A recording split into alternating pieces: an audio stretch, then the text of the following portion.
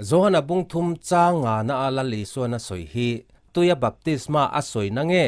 thil dang zo nge ti kha ilo zir hawang u Zohana bung thum cha nga na ilo cherang ti tak mewin ka hrila che mi tu po tuya le tharawa an pian lo chuan pathian rama an lut thei lawang heta tuya ti chungchang thuwa hian rin dan le ngai dan chi rang a oma chu mi zinga pakhat chu zun ni somni pani ni lai zan debate kan ngai thak tak ang khan tuya ti hi baptisma asoina ani tuya baptisma changlo chu van raman lut lawang ti khan asoi ani hei hi lali suwa tong kam an hriat thiam lo wang jok ani zona bung thum chang som pangana lali suan tu po ama ringa piangin ama awanga chatuana nun na an nei na turin tui asoi tel lo chang som prukna po lali suan ama chu tu po aringa piang an boral lawa chatuana nun na an nei jok nan heta po tui asoi tel lo chang som priat na tu po ama ring chu thiam lovin an om lowang heta po hian tui asoi tel lo tuya baptisma chan hi chandam na tur vanram kan kai thei na tur ni se ring ti asoya piangin tui ti tongkam po hi lali sona mangtelang ma se Zohana bung thum cha nga na chau hian tuya ti tongkam hi lali suan amang ani le tuya ti hi enge ni ta ang le Izakela bung som thum parok chang som ni pangana pian tharna pathianina anna tho tur asoi lok hi enila lali suan Zohana bung thum chang nga na tuya le tharawa ti asoi hi tuya baptisma chan lam ani lo ti kan hremayang Izakela bung som thum le parok chang som ni pangana ilo cherang u tin in chunga tui phim ka the anga in lo thiang limanga in bol hlo na zong le in milim te lakata ka tleng fa yang cheu in chunga tui phim ka the anga ti tu chu pathian ani ka tleng fa yang cheu ti tu po hi pathian thau ani tui phim ti hi tlen fai na sil fai na entir na ani sil fai tu chu tharau thiang lim pathian ani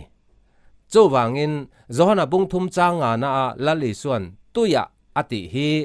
tuya baptisma asoina nilovin pian tharna tharau thiang lim na tho sil fai na entir na ani tui hi sil fai na entir na ani a sil fai tu chu tharau thiang lim pathian ani chuwangin Zohana bung thum changa na tuya le tharawa ti lali suana soi hi then ran chi anilo then ran thei anilo mi an pian tharna tharau thiang lim pathian na tho asoina ani tuya baptisma changlo chu van raman kai lawang ti zirtir te hian piang thar ti tongkam lal i suan amman na chan po hi an zir chiang lo ni in ka ria chawangin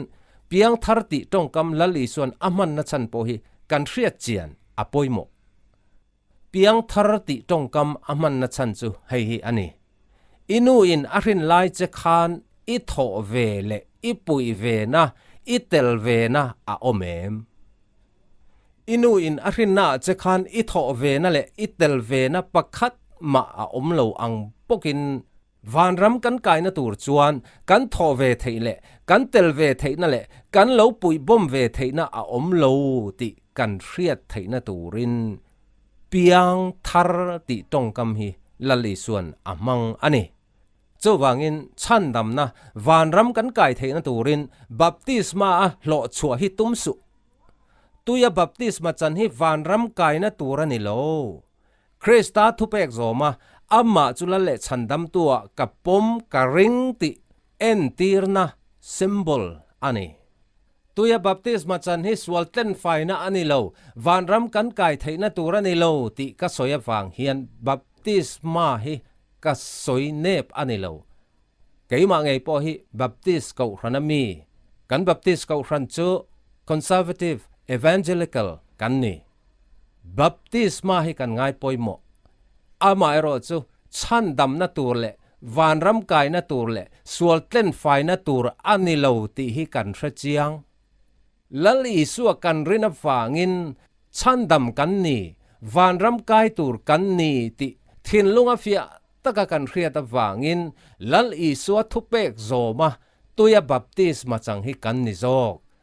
isu krista thupek zoma pa le fa pa le tharau thiang lim minga chan turani ti hi lali son min zirtir ang thapin kan zom chan dam kan ni thein le van ram kan kai theina tura thil poimo berzok chu lali suan zohana bung thum chang som palina atanga som pariat na thleng hian min thil zom le ani zona bung thum chang som palina tang hian ilo cherang chan dam na tura van ram kan kai theina tur chu hei hi ani lali son min zirtir zok chu tin mosian thalera rule akhai kan ang khan mihring fapa hi khai kanin a umbok turani tupo ama ringa piangin ama awanga chatuana nunna an nei na turin chang som pruk na lo cher zumang pathian in khowela mangai ema chuti chuana fapamal nei chuna pe a ama chu tu po aringa piang an boral lawa chatuana nunna an nei jok nan chang som priat na tu po ama ring chu thiam lavin an om lawang tu po ring lo chu tu na pangin thiam lavin an om chan dam kan ni theina tur le van ram kan kai theina tur chuan lalli suwa hi lalle chan dam tua rin pum hi ani top mai ani van ram kan kai theina tura lal i suwa ring ti chu hei hi ani pathian ma adan te bo chetu kan ni khrem mun bak chu eng ma phu reng reng kan nei lo thil thati awangin to ma van ram kai thei ani lo chu wang tak chuan ani lali suwa chu he khowela mi ring angin lo pianga kan zom thei lo dan zong zong azom kima chuan cross a kan sualman bat zong zong min tlak sak turin kan thi ain min thi sak kan fel na turin ni thum ni a thole pathian ma a sual ni in ria a isua krista nena ngai dam dila isua krista chau chu lale chandam tua arin chuan lal isua thu tiam chu hei hi ani tu po ama ring chu thiam lovin an om lawang zona bungruk chang somli pasari na po lali suan ti tak mevin ka khila cheu tu po aring chuan chatuana nunna anei mai thei tuya baptisma achan chuan akai mai thei atilo an nei to ani ati amen chawangin pathian ma